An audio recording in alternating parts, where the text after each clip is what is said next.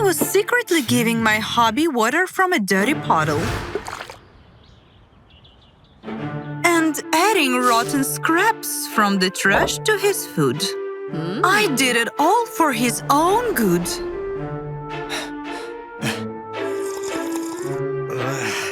Honey, this water smells like gasoline. It's regular bottled water. Don't make stuff up. Just drink it. Of course, I knew that there was nothing healthy about it. Quite the opposite. My husband could get sick.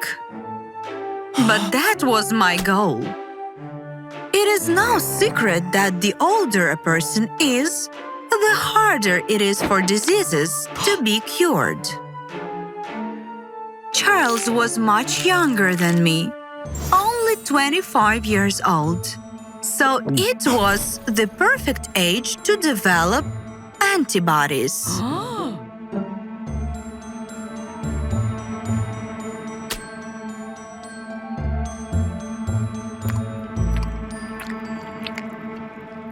I didn't want him to meet the same fate as my first husband. My plan worked perfectly. 2 hours later, Charles turned green and rushed to the bathroom covering his mouth. But I was in no hurry to call a doctor, because in order to develop antibodies, the disease had to stay in his body.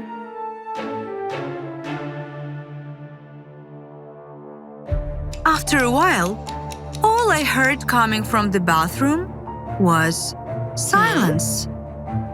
I was afraid that I had gone too far and rushed to my husband. However, the lock was jammed. Out of fear, I almost broke the door down. I loved him more than anything in the world.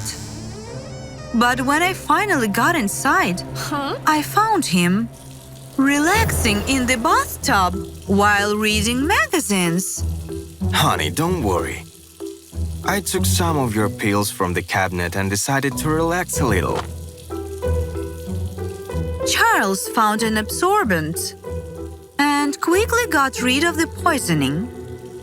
That self-treatment wasn't a part of my plan. So I immediately went outside to look for a new portion of leftovers. Unfortunately, the trash cans had already been emptied.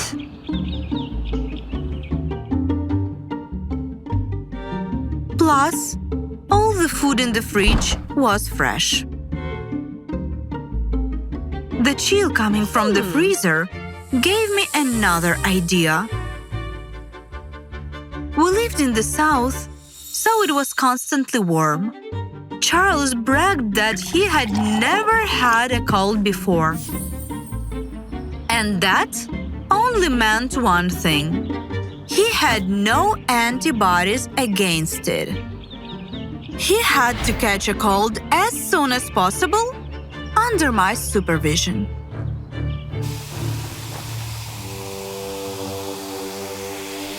That evening, I cooked a romantic dinner for my husband. He enjoyed the gourmet meals and the view without even realizing that he had taken a huge dose of sleeping pills. Honey, I feel drowsy.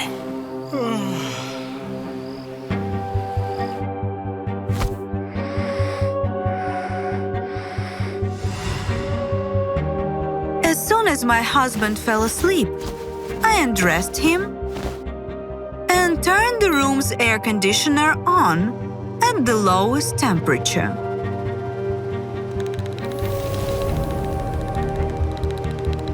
I'm sorry, dear, but this is all for your sake. The next morning, my husband had a fever and a severe cough. I realized that I needed a doctor that time. So we immediately went to the hospital to get him all fixed up. I was happy with the fact that Charles would get the right antibodies and that he wouldn't have the same fate as my previous husband. However, my hope was shot down. The throat looks good. No wheezing. The temperature is dropping.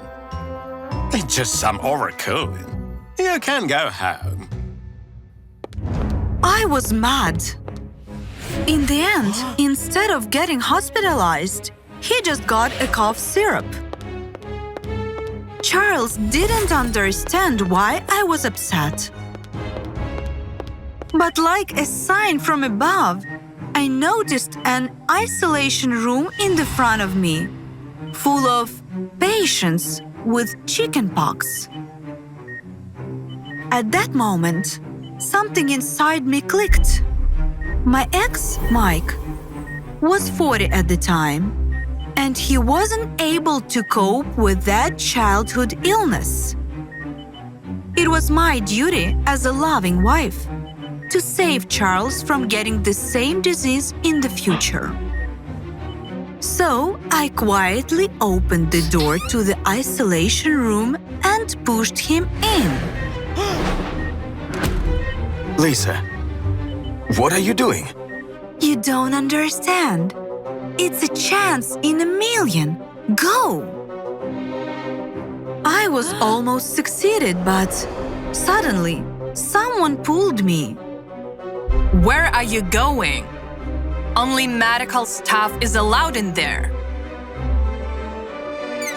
Charles demanded to leave the hospital, but I refused and asked him to help me steal the nurse's scrubs. I've had enough of your weirdness. I'm going home. At that moment, I should have stopped and walked out with him. But instead, I found someone else's scrubs and, pretending to be a nurse, entered the isolation room. I took turns playing with the sick children and even kissed one of the boys in order to get infected with chickenpox before going home to my husband.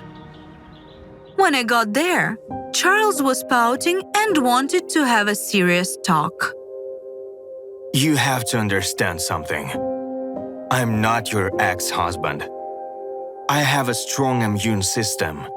I won't die and leave you all alone.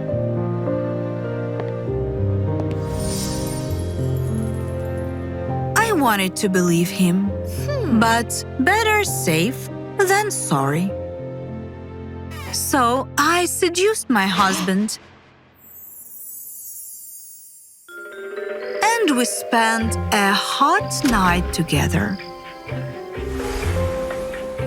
Unfortunately, Charles was still healthy the next day, unlike me. Chickenpox quickly took over my body, and I couldn't even get out of bed. I was afraid that I would end up like my ex-husband, and I was so weak that I couldn't even call for Charles. Later, I woke up in the hospital. The doctor said that everything was fine, and I was going to make a full recovery. I wasn't concerned about that.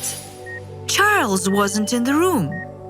I was worried that he had gotten sick, and I wouldn't be able to take care of him.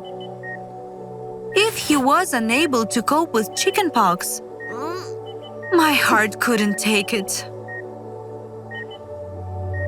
Don't worry, your husband is in quarantine. He doesn't have symptoms, but he can be contagious. The doctor also insisted that I should talk to a psychologist about my obsession with getting my husband sick. Charles admitted that it was hard for him to live like that and asked me to help you deal with this issue. I followed the doctor's advice because I realized that it's not one's immune system that makes them healthy, but the care and attention of their soulmate.